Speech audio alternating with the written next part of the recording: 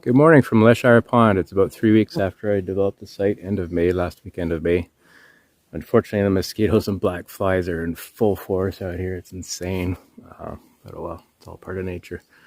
I'm back up to do a little bit more development of the site. I'm going to see if I can take down that tree single-handedly and get rid of that hazard because it's right in the path of one of the better potential tent spots and a few other tent spots that could be developed near there as well as it's going to impact the access trail. So I'm going to see if I can take that down, build up the fire pit here a little bit more. I want to build up the wall that's that's closer to the edge of the moss and so on there, and see what else I can do to further enhance the site. So the whole access trail on the way here from Thorn, I think it took me only about 6.5 hours because I didn't do a lot of clearing, but man, I don't know if a storm came through or what, but a whole bunch of new trees are down. Not huge ones, but a lot of work to do, and it's almost like I didn't even clear the trail in some areas. So anyway, on the way back, maybe I'll try to clear up some of that. So you can enjoy the morning here and scout out that tree and figure out what I'm going to do, and I'll try to film that and hopefully not be filming my death. I swallowed a mosquito. So there's the guy there. All these trees, almost all of them are leaning inland towards the tent pad area and so on. This little one right beside it is probably the most straight tree, but you can see it's got a very, very clear lean. There's no way I'm going to make that fall any other direction but where it's going to go, which is the problem area. The other problem is there's not a lot of emergency exit routes from cutting it. See here, it's right on the point, so I don't have a lot of escape routes one way or the other. So I'm going to have to figure that out. You can see the base is just totally rotten on it. So I'm going to cut away at this far side here a little bit. The other issue is when it falls, it's clearly going to be hung up on the left side of this tree here, just because of where that is. So I'm not going to really control the direction at all. It's just going to fall right through there.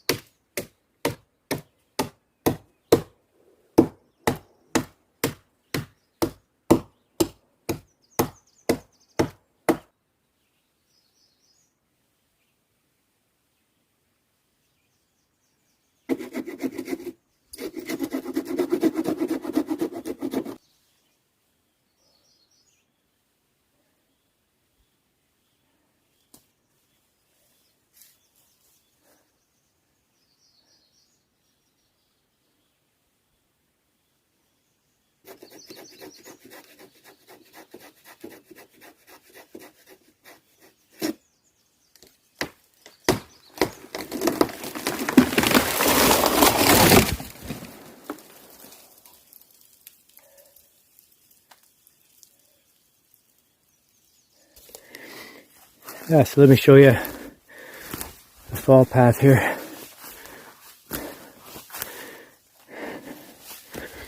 So as expected, it came down on the inside of this tree here. Thankfully didn't damage it at all. Came down. Don't even think it made contact with it, and it came down right here, just to the right of the tent pad, and just barely onto the access trail. So it's already broken into some pieces, so should be a pretty easy cleanup. There we go, just made this site a lot better.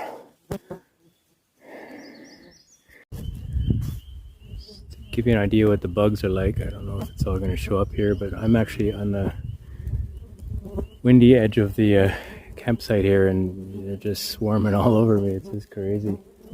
I've got the bug spray and stuff on, so it's really just an annoyance. There's literally like 500 of them on the phone right now. Anyway, I'm going to show you what I've been up to. I've been up for about 3 hours now, working steady. I'm trying to beat the heat because it's going to get up to mid-20s today. Very warm day, so I'm trying to get all the heavier stuff done. So I'm going to walk over here and show you what I've been up to. So starting from the access trail, about 20 meters back from the main site, I've made a new pad here, quite a large one. You might be able to get a 2-person tent in here. I had to do a lot of removal of these dead trees here, and there was a lot falling over the area, but it's a pretty flat area, so I spotted out. The problem is there's a boulder here and another boulder here, so whoever wants to use this is going to have to be creative with their tent stakes and so on. So anyway, this is a pretty flat area. It's probably the flattest one I've built so far. Just have to watch for rain because there's a bit of a downhill here, and it might pool up in here.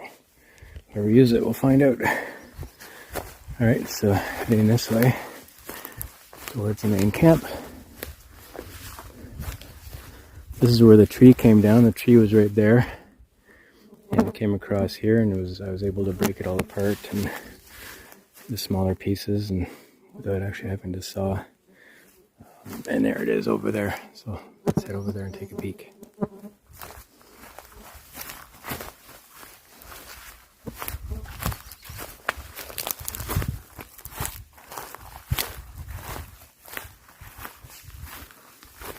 You know, I really do love this site though, this spot.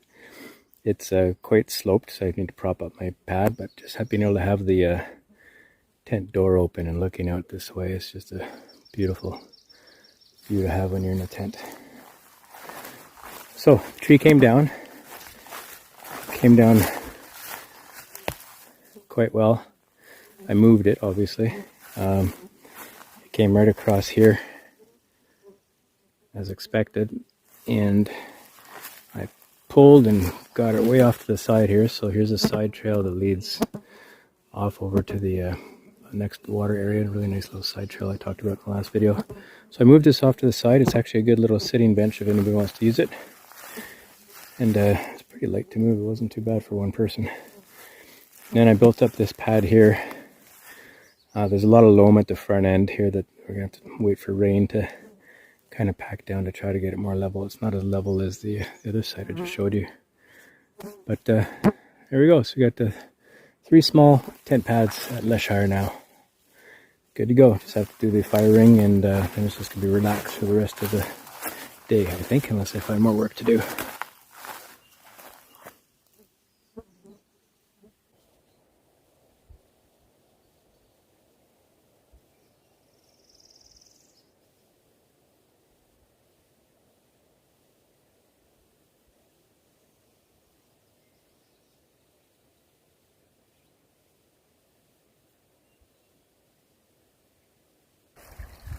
taking a little side trail over to the little pond that feeds this pond, small little waterfall channel here.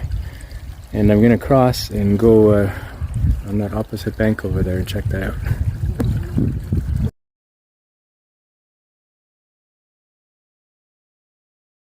So I bushwhacked all the way around, and I'm right opposite, almost directly north of the campsite. You can barely see the tent there, center screen.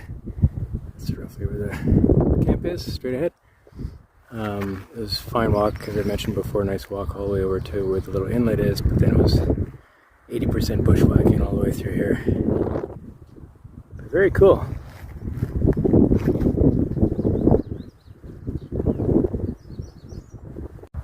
There's a rock that I was just on looking across at the campsite. I decided for the way back to just stick along the shore, and it's much more fun, much better than the bushwhacking. And there's some areas we have to do some rock hopping, and a fun little thing to do. If the water was higher, it might be a little bit more challenge, but it's all good. I'll do stuff like this all the way around.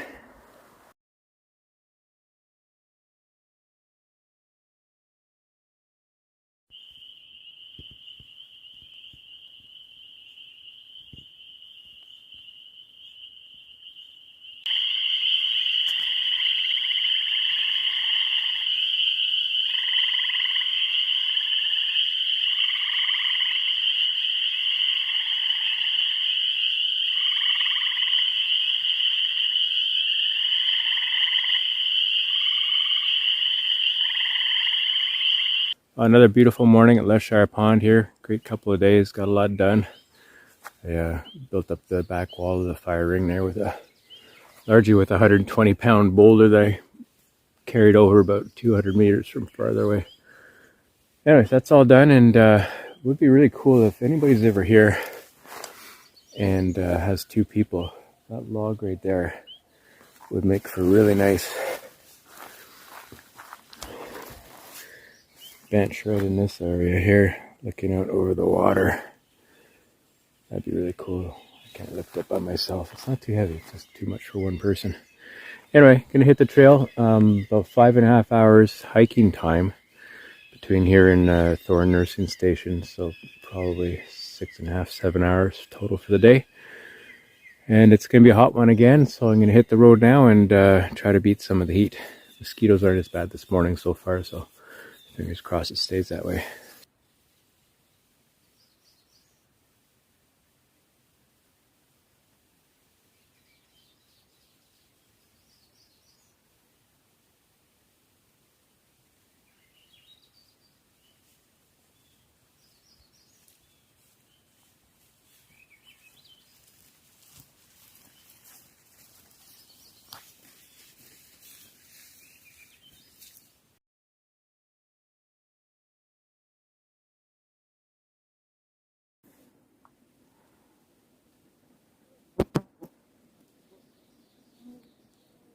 Video probably isn't going to show how steep this is, but I'm going to do a stupid thing again and climb this little scramble while holding the camera.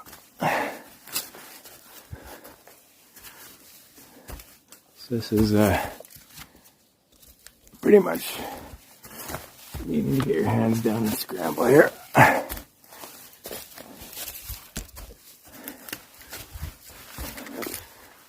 We'll place tree to help with the grip.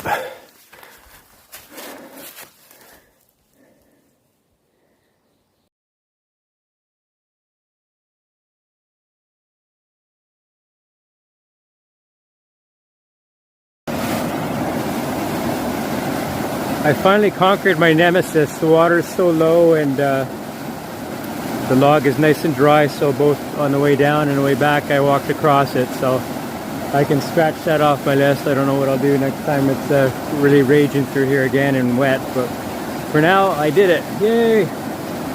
This is the outhouse at Porcupine Creek. When you learn where these things are, it's nice to take advantage of those instead of having to dig your little cat hole. So there's one at Green Creek, there's one at Porcupine Creek, And there's one at Sandspit. The one at Sandspit, the floor is kind of rotting and it's twisting sideways, but it's still usable. So just be careful walking into it.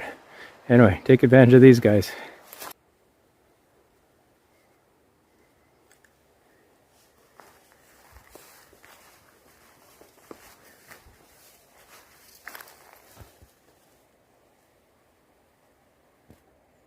There's a pretty nasty climb of like 5 to 10 minutes, closer to 10, maybe more, between Porcupine Creek and Sandspit in each direction. And it's quite a hard climb, but it's worth it because it gets you up onto this beautiful lower ridge here and very cruisy trails, and just a beautiful little spot. I love it. It's worth the climb just to get up here and cruise up here instead of all the really technical stuff down by the water.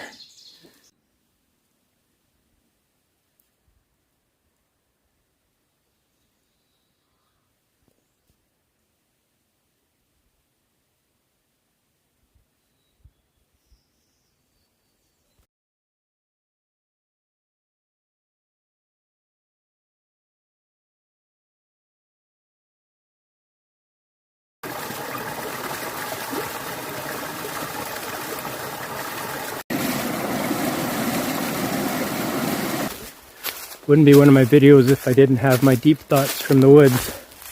So tying together a bunch of themes that have come up in my videos since my first one's in Frontenac. I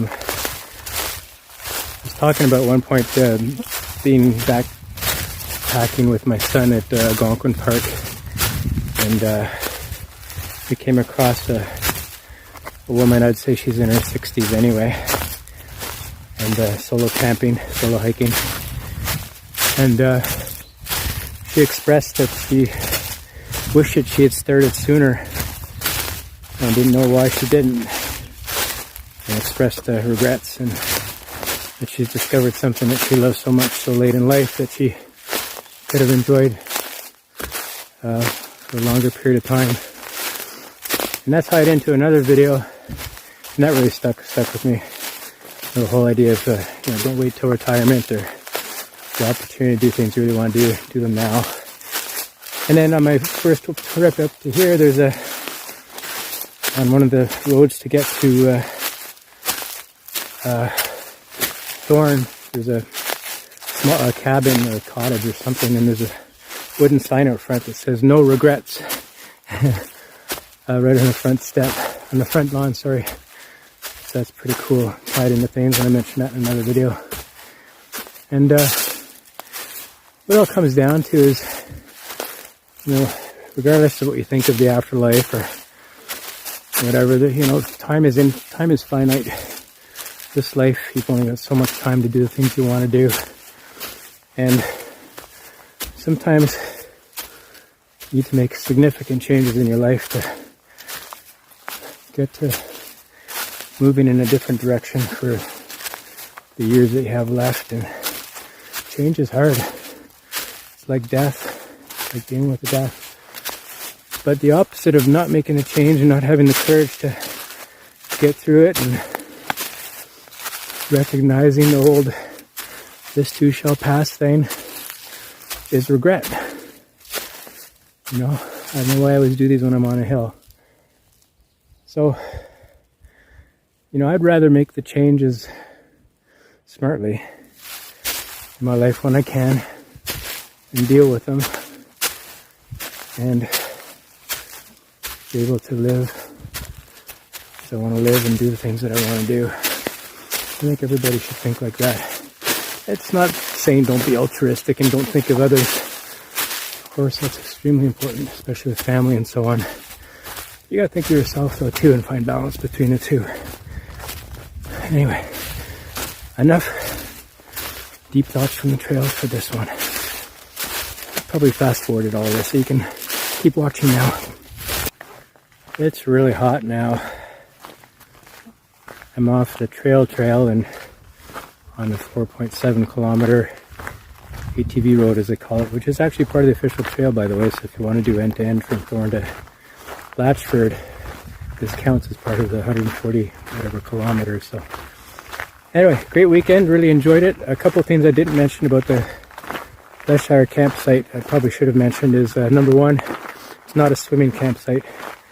It is a pond, so it's got that, you know, when you step into it, you sink about 2 feet into detritus of rotting whatever. But the water is very, very clear, so in terms of grabbing water from there to filter for cooking and drinking and stuff, it's nice and clear. And it is a fed pond, you know, it's fed from one end and comes out the other to feed the little porcupine creek and the waterfalls.